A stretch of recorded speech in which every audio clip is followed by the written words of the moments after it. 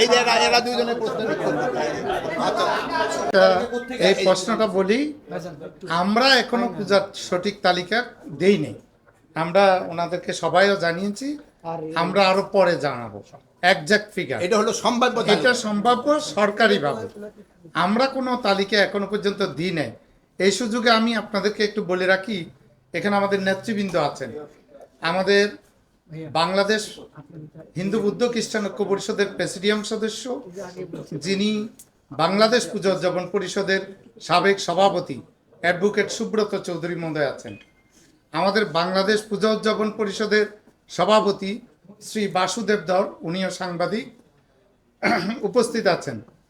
আমাদের ঐক্য পরিষদের পক্ষে যুগ্ম সাধারণ সম্পাদক মনীন্দ্র কুমার নাথ আছেন। আমাদের ঢাকা মহানগর স্পেসিফিক বলতে হবে, এটা আমাকে কপি দিবেন, স্বরাষ্ট্র মন্ত্রণালয়কে দিবেন, উই উইল টেক ইট। এর আগে যত ঘটনা ঘটেছে, সে 15 বছর বলেন বা গত বছর বলেন, ওগুলোর কথা বলছেন। আমি আপনাদেরকে আসলে বলি, আমরা আজকে অনেক দীর্ঘ আলোচনা হয়েছে। মাননীয় স্বরাষ্ট্রমন্ত্রী মহোদয়, স্বরাষ্ট্র উপদেষ্টা মহোদয় এবং ধর্ম উপদেষ্টা মহোদয় দুজনেই দৃঢ়তার সাথে চেয়েছেন, সেটা হচ্ছে এইবারের পূজায় যাতে কোনো প্রকার কোনো দুর্ঘটনা না ঘটে, এবং আইন শৃঙ্খলা বাহিনীকে ওনারা সেভাবেই যা যা প্রয়োজন ব্যবস্থা নিতে নির্দেশ দিয়েছেন।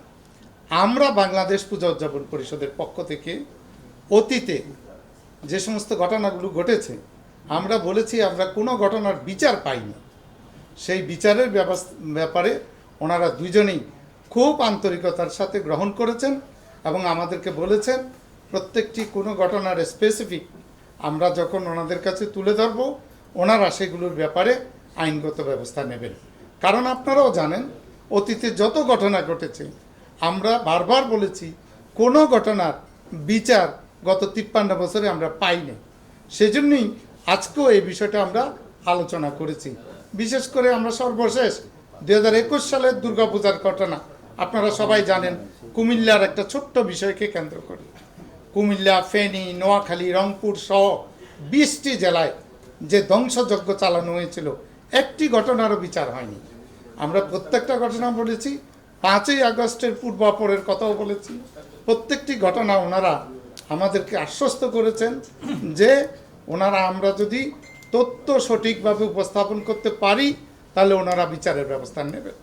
আমরা এও বলেছি যে বিভিন্ন পূজা কমিটির আমাদের নেতাদের বিরুদ্ধে কোথাও কোথাও মামলা হয়েছে, সেগুলো আমরা বলেছি।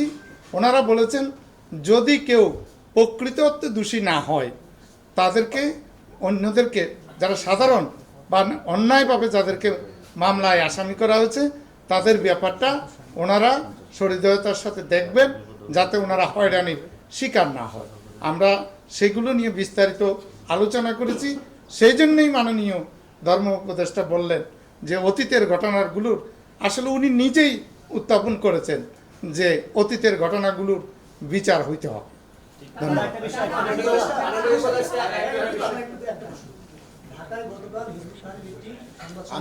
এবার যে ভাই এই কথাটা আমরা বলি নাই যে অন্যান্যবার সরকার থেকে 2 কোটি টাকা দেওয়া হয়েছে, 2-1 3 কোটি, এবার কিন্তু টাকার সংখ্যাটা বাড়িয়ে 4 কোটি টাকা করা হয়েছে। এবার প্রায় ডাবলের মতো প্রধান উপদেষ্টার তহবিল থেকে 4 কোটি টাকা দেওয়া হবে। এখন এই ধর্ম উপদেষ্টা বলবে যে ওই এলাকায় উনি এই টাকাটা বেশি। এই শাহপুরনে যে হামলা হয়েছে আমি সেই সম্বন্ধে কিছু জানি না, বাট কোনো ধরনের হামলা না হয় এটা এনশিওর করার দায়িত্ব আমার। এই ব্যবস্থা নিয়েছে আইন শৃঙ্খলা বাহিনীকে নির্দেশনা দেওয়া হয়েছে। আইন শৃঙ্খলা বাহিনী কি আসলে স্যার মাঠে আছে? কারণ তাহলে 6 ঘন্টা কিভাবে রাস্তায় যানজট করে শিক্ষার্থীরা? এটা কিন্তু দুর্গাপূজা সংক্রান্ত আলোচনা না। আমি অন্য কোনো পয়েন্ট থাকলে আপনারা বলেন। না, আমি অন্য দুর্গাপূজা সংক্রান্ত ছাড়া আমি অন্য কোনো পয়েন্ট উত্তর, তবে আমি চলে যাব না। হ্যাঁ বলেন। এই যে সংখ্যাটি দেয়া হলো, হিন্দু সম্প্রদায়ের নেতৃবৃন্দ আজকে যারা এসেছেন ওনারা এই সংখ্যাটি দিয়েছেন। আমাদের কাছে যে তথ্য আছে, যে সারা দেশেই তো প্রতিনিধি আছে, তাদের মধ্যে তথ্য